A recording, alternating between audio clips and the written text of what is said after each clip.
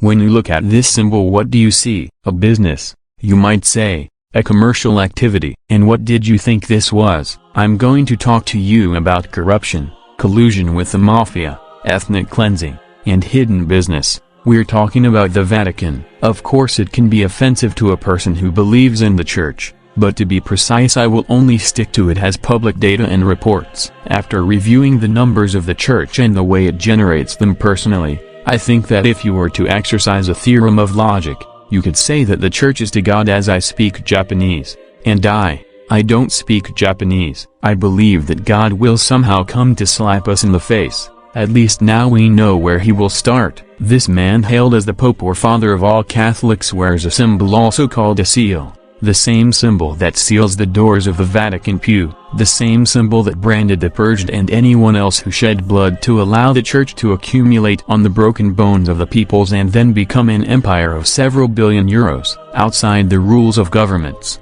and with total authority to move without any control. I have nothing against the church, as long as they don't talk about God. Welcome to Chronicle.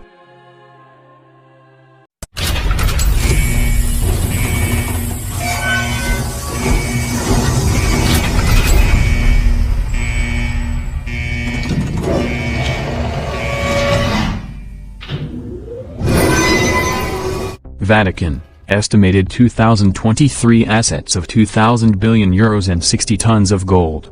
The Vatican Bank holds an official value of 603.3 million euros.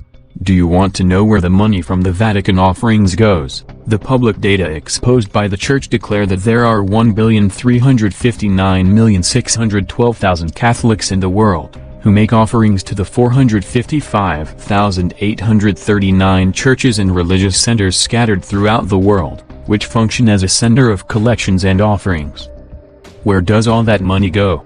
The Vatican holds investments including the Centurion Fund, Italia Independent, and about 10 million to Genoa Calcio, 4.7 million to enter the mineral waters. It is not possible to quantify the volume of business between the Vatican and the film market.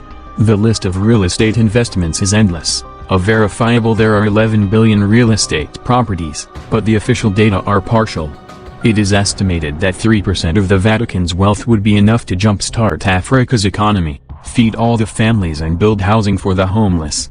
But the Vatican surprises us, and decides to become the largest investor shareholder of Beretta Holding Società Parisienne, one of the largest arms factories in Europe. The investments scattered around the world of the Vatican brand would be enough to provide housing for every homeless person, could eliminate every trace of poverty on the rest of the planet, without having to ask believers for a penny. But the Vatican decides that the offerings to Peter's pence are still among the largest wallets that make rivers of money flow into the coffers of Banco Vaticano. And it is this flow of money that keeps alive the power that the Vatican holds over some states, the imposition of rules and political relations. The power to be able to finance an electoral campaign is the equivalent of choosing who governs and who does not. This explains the strong ties between the Church and the Italian government, which at the dawn of the 80s, he imposed on all Italians a tax called today 8 per 1,000, a portfolio of 688 million euros a year, which enters the Vatican's current accounts without any reason, not taxable considering that the Church cannot be taxed. When the Vatican wants a party, it buys it, finances new election campaigns, and this explains why the Italian state is in many ways subject to Vatican rules. Let's remember that the Vatican and the Nazis did a lot of business, and from some research it would seem that the Holy See took advantage of the deception of the Berlin Wall. An extreme wealth made up of pomp, luxury and comfort. A sick woman puts $5 of begging among the offerings. A father without a job gives the child $10 so that he can put them among the offerings. From the poorest points of the planet come small offerings, which if counted together turn into billions. The Vatican's accounting must finally manage funds from blood, misery, faith and death. In all this beating of the cash, the Church must guarantee a very high standard of living for those who hold its secrets. The leaders of the Vatican live in total wealth. It has been estimated that €1 cent for every 1,000 euros is allocated to humanitarian aid, food, water, basic necessities, and sorting centers between those who give an item of clothing and those who need it. But in all this the Vatican state does not put a penny of its profits. calculating that the money destined for families below the poverty line, they are scratched by bids alone, and not by corporate revenues.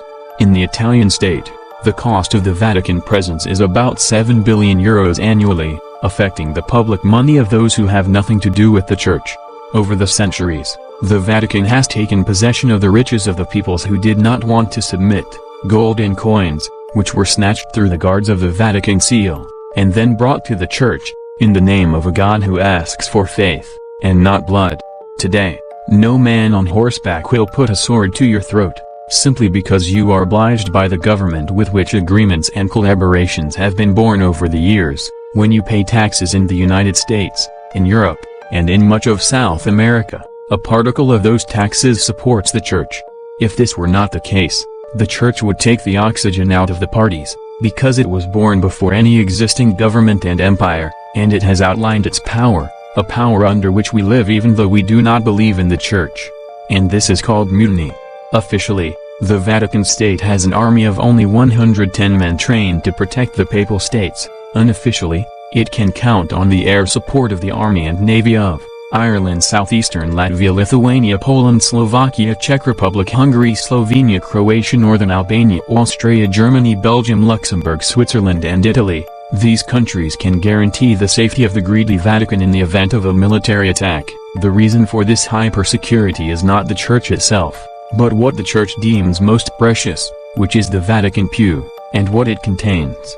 The only empty housing units in the city of Rome owned by the Vatican would be enough to remove all the homeless people of the Italian perimeter from the streets, without even touching the penthouses where private parties are organized with the funds of the charitable works, which come in handy to pay the prostitutes of priests, certainly not exempt from sexual desire.